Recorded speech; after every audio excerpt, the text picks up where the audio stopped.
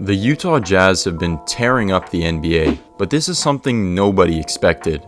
The Jazz initially went 3-0, and I believe that nobody thought it was actually going to last, but it surprisingly has, as they're currently 10-4 at the top of the Western Conference. With their unique roster and blend of basketball, it's been fascinating to see the Jazz continue to pick up wins, but it makes you wonder, are the Jazz legitimate contenders, and is this play sustainable?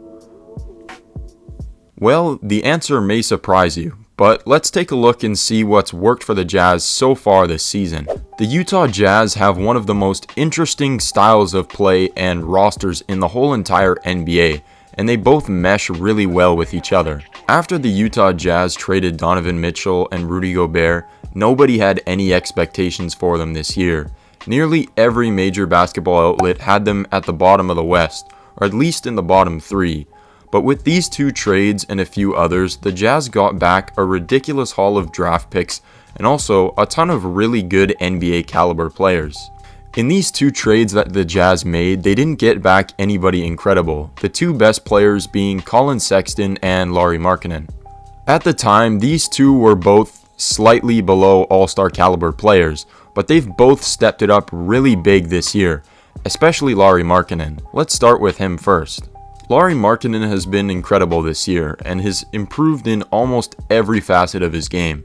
He's legitimately in the MVP race. Markkanen has always been talented and has shown that in his NBA career, but he hasn't always been in the position to be the focal point. In Chicago, he showed promise, but they never really let him be the main guy there, and they just gave up on him. It also didn't help that they had Jim Boylen as their coach. He wasn't great. Last year in Cleveland, he played pretty well, but it wasn't his job to be the main guy there. With the Jazz now, they've given him the opportunity to be the focal point of the whole team and the offense. Markkanen's confidence increase has been the most apparent change in his game. After how well he played at the Eurobasket, it really gave him the confidence to be himself. Now he's using his big frame a lot more, attacking the basket, and he's improved pretty noticeably on the defensive end as well. And Collin Sexton has continued from where he left off before his injury.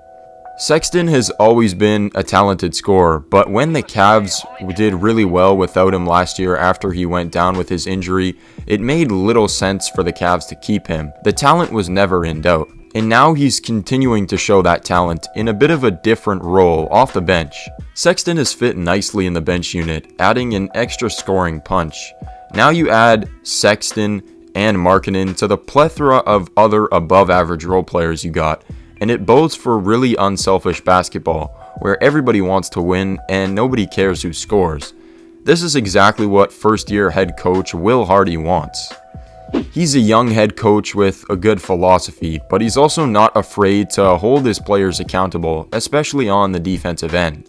Then you still have veterans like Clarkson, who has a more leading role on the team, especially in terms of playmaking, and you've still stuck with Mike Conley, and all of this culminates into an extremely solid team.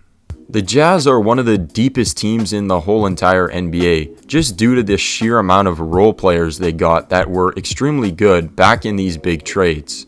And all these role players can fit all kinds of different roles as well. Vando, Beasley, and Kessler from the Wolves have been all great, and Kelly Olynyk has been an ultimate do-everything and anything guy, someone every roster needs. With all this evidence so far, it makes sense why the Jazz are this good. But is this level of play sustainable, or are they even legitimate contenders by chance? This level of play from the Jazz, I believe, is most definitely sustainable. They won't be the best team in the NBA at the end of the season, but I think they'll comfortably make the playoffs, somewhere in the 3 to 6 seed range. Barring any injuries, I think they're a playoff guarantee.